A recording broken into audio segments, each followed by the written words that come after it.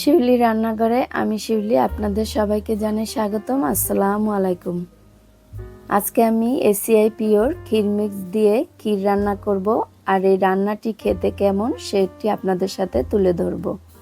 আশা করছি এই ACI pure ক্ষীর মিক্সের রেসিপিটি আপনাদের ভালো লাগবে।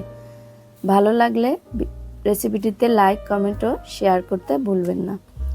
প্রথমে আমি একটি প্যাকেট নিয়েছি, আর প্যাকেটটি আমি খুলে নেব। এর ভিতরে আরেকটি প্যাকেট দেওয়া আছে। এরপরে এই প্যাকেটটি আমি কেটে এর ভিতরে যেই উপকরণ দেওয়া আছে এগুলো একটা বাটির ভিতরে ঢেলে নেব। আর রান্নার সময় এরকম প্যাকেটের জিনিস কোনো বাটিতে ঢেলে নিলে রান্নার ক্ষেত্রে কিন্তু সুবিধা হয়।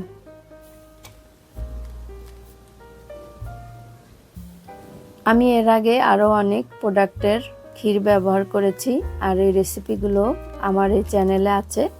আমি নিচে ডিসক্রিপশন বক্সে দিয়ে রাখবো, আপনারা চাইলে দেখে নিতে পারেন।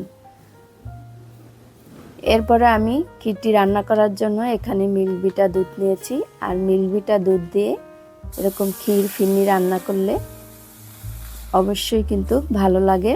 যখন হাতের কাছে আপনার খাঁটি গরুর দুধ না থাকবে তখন এবং মিল্কভিটা দুধটা ব্যবহার করতে পারেন। এখানে আমি 1 লিটার দুধ নিয়েছি এবং দুধটা আমি প্রথমে বলক তুলে নেব।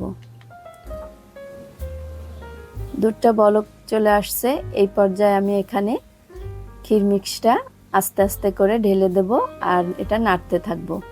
এটা কিন্তু যদি না নেড়ে একসাথে ঢেলে দেন তাহলে কিন্তু দলা পেকে যাবে।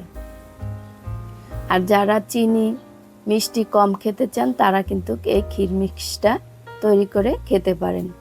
তবে রাঁধুনি, ফ্রেশ এদের চেয়ে কিন্তু এটার মিষ্টিটা আমার কাছে কম লেগেছে, তাই আমি এটা বেশিরভাগ রান্না করি আর আপনাদের সাথেও আজকে শেয়ার করলাম। এটা নাড়তে নাড়তে এক পর্যায়ে দেখুন এটা ঘন হয়ে গেছে, আর এটা কিন্তু একদম শেষ পর্যায়েও চলে এসেছে। এটা এখন তুলে নেব, আর এটা ঠান্ডা হলে আরও ঘন হয়ে যাবে। ক্ষীরটা আমি একটা বাটিতে ঢেলে নিয়েছি। এবার এটার উপরে আমি কিছু কাজু বাদাম, কাঠবাদাম দিয়ে আরও সুন্দর করে সাজিয়ে নিলাম। এর ভিতরেও কিন্তু অনেক উপকরণ দেওয়া থাকে। এভাবে হাতের কাছে যদি থাকে তাহলে সাজিয়ে নিতে পারেন বাদাম থাকলে। এবার এটা ঠান্ডা করে নর্মাল ফ্রিজে রেখে দেব। এই যে দেখুন এটা কতটা ঘন হয়ে গেছে, এবার খাওয়ার উপযুক্ত হয়েছে।